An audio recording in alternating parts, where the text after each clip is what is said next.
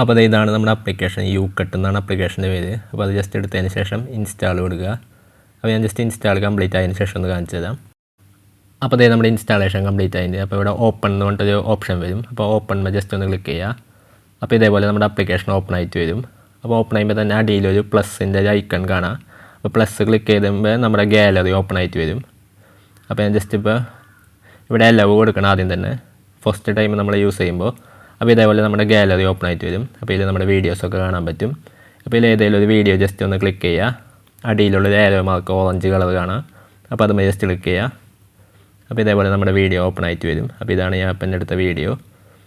അപ്പോൾ ഇവിടെ മുകളിൽ കുറേ ഓപ്ഷനുകൾ കാണാം. ട്രിം ഉണ്ട്, മ്യൂസിക് ഉണ്ട്, ഫിൽറ്റർ ഉണ്ട്. അപ്പോൾ ആദ്യം തന്നെ നമുക്ക് കുറച്ച് ബേസിക് ആയിട്ടുള്ള സംഭവങ്ങൾ പഠിക്കാം. അതായത് നമുക്ക് ഈ ഒരു വീഡിയോ ജസ്റ്റ് ഒന്ന് ക്ലിക്ക് ചെയ്യുക.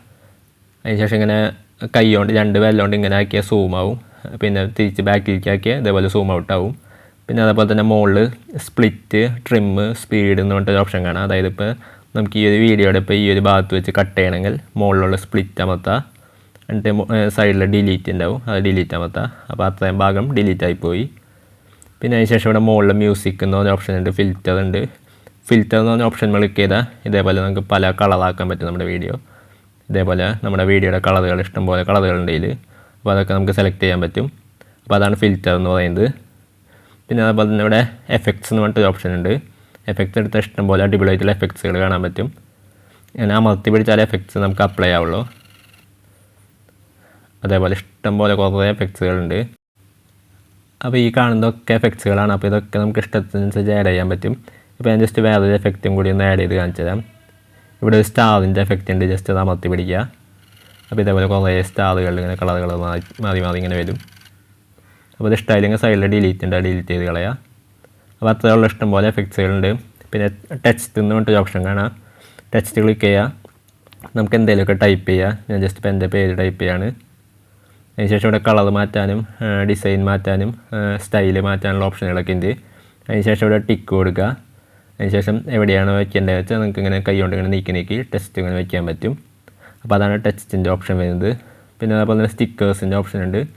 ഇഷ്ടംപോലെ സ്റ്റിക്കറുകളുണ്ട്. നിങ്ങൾക്ക് സ്റ്റിക്കർ സെലക്ട് ചെയ്തിട്ട് ഇതേപോലെ എവിടെയെങ്കിലും വേണമെങ്കിലും കൊണ്ടുവയ്ക്കാൻ പറ്റും. അപ്പോൾ അതാണ് സ്റ്റിക്കറിൻ്റെ ഓപ്ഷൻ വരുന്നത്. പിന്നെ അതേപോലെ തന്നെ നമ്മുടെ സ്പീഡ് എന്ന് പറഞ്ഞിട്ടൊരു സംഭവമുണ്ട്. സ്പീഡ് ജസ്റ്റ് ക്ലിക്ക് ചെയ്യുക. അപ്പോൾ ഈ ലെഫ്റ്റിലേക്ക് നിൽക്കുക, നമ്മുടെ വീഡിയോയുടെ സ്പീഡ് കുറയും. റൈറ്റിലേക്ക് നിൽക്കുന്നതനുസരിച്ച് സ്പീഡ് ഇങ്ങനെ കൂടി വരും. അപ്പോൾ എവിടെ വേണമെങ്കിലും സെറ്റ് ചെയ്യാം. 1ലാണെങ്കിൽ നോർമൽ സ്പീഡായിരിക്കും. അപ്പോൾ അതാണ് സ്പീഡ് വരുന്നത്. പിന്നെ അതുപോലെ തന്നെ നമ്മുടെ വോളിയം എന്ന് പറഞ്ഞിട്ട് ഓപ്ഷൻ ഉണ്ട്. നമ്മുടെ വീഡിയോയുടെ വോളിയം 0 ആക്കാം, അല്ലെങ്കിൽ ഫുൾ വോളിയം വയ്ക്കാം, അല്ലെങ്കിൽ ഇഷ്ടത്തിനനുസരിച്ച് വോളിയം സെറ്റ് ചെയ്യാൻ പറ്റും. പിന്നെ അതുപോലെ തന്നെ റൊട്ടേറ്റ് ഉണ്ട്, നമുക്ക് വീഡിയോ തിരിക്കാൻ പറ്റും. ഇങ്ങനെ തിരിക്കാൻ പറ്റും. ഫ്ലിപ്പ് ഉണ്ട്, വീഡിയോ അങ്ങോട്ടും ഇങ്ങോട്ടാക്കാൻ പറ്റും. പിന്നെ ക്രോപ്പ് ഉണ്ട്, വീഡിയോയുടെ സൈഡിൽ നമുക്ക് ഇഷ്ടമില്ലാത്ത ഭാഗമൊക്കെ ചെറുതാക്കി കട്ട് ചെയ്ത് കളയാൻ പറ്റും. അപ്പോൾ അതാണ് ക്രോപ്പ്. അപ്പോൾ അങ്ങനെ കുറേ ഓപ്ഷനുകളുണ്ട്. പിന്നെ മ്യൂസിക് എന്ന് പറഞ്ഞ ഓപ്ഷൻ ഉണ്ട്, അത് ക്ലിക്ക് ചെയ്യുക. അപ്പോൾ ഇതിൽ കുറേ പാട്ടുകളുണ്ട്. അപ്പോൾ ഇഷ്ടത്തിനനുസരിച്ചുള്ള പാട്ട് സെലക്ട് ചെയ്തിട്ട് നമുക്ക് ആഡ് ചെയ്യാൻ പറ്റും. ഇവിടെ മൈ മ്യൂസിക് എടുത്ത് നമ്മുടെ മൊബൈലിലുള്ള മ്യൂസിക്കുകൾ വരും. അപ്പോൾ അതൊക്കെ നമുക്ക് ഇതിൽ ആഡ് ചെയ്യാൻ പറ്റും. അടിയിൽ യൂസ് കൊടുത്താൽ മതി.